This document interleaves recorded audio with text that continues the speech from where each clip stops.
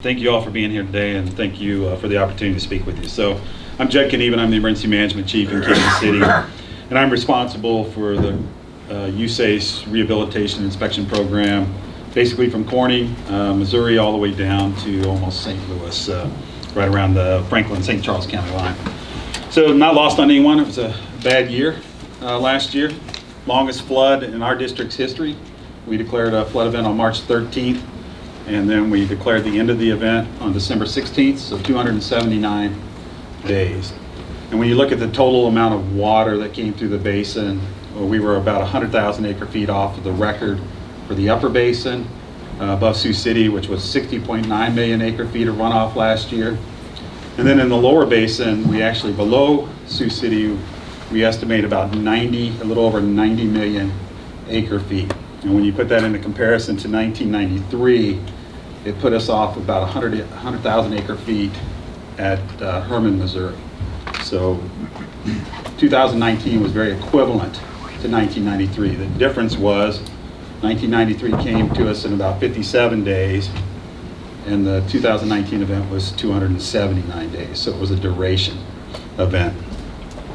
We ended up with about 119 total requests for assistance, and we're going to end up with about 72 projects, we believe. And we've said from about the middle of last summer that we would not have everything repaired by spring, and that it could take us up until the summer of 2021 to get everything back in place, which is very equivalent to what happened in 1993. It was about a 2-year process. To date, we've had 60 plus projects approved, 62 I think, and we've advertised 26, and of those 26, 6 have been awarded.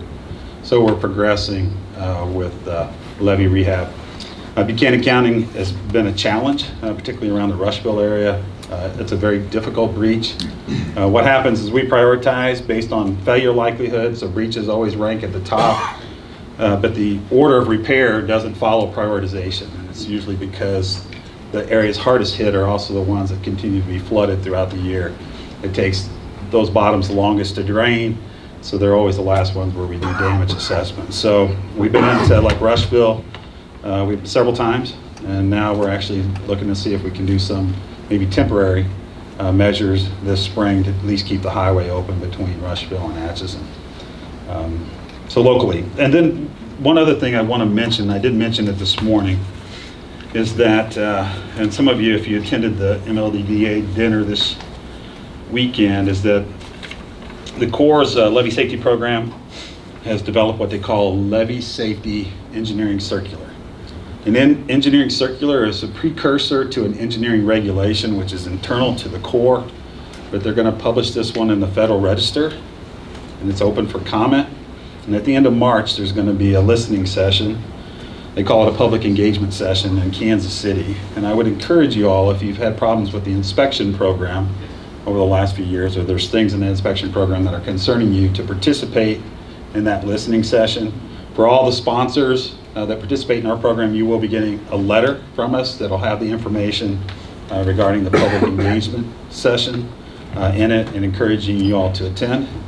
I was planning on attending, and then I found out this morning that they don't have enough space for Corps employees, so I didn't make the list. So I won't be participating. I will tell you though, things like the video inspecting of pipes and things like that that are in the current inspection. I was on the team that developed that checklist. And so every time you find an or in there, that was my role. I was the one that said videotape. Well, how about we visually inspect them? So anytime it says or, you can attribute that to me, and that was my participation. But the Levee Safety EC has been in development since about 2007. 2008. It's been through a lot of iterations. The version that's out there now for review is greatly smaller than what it originally started for, and that's going to be attributed to the input from the Assistant Secretary of the Army for Civil Works, Mr. R.D. James. He's really pushed them to back off of what they had intended, but I would encourage you to participate in that public process. So, thank you.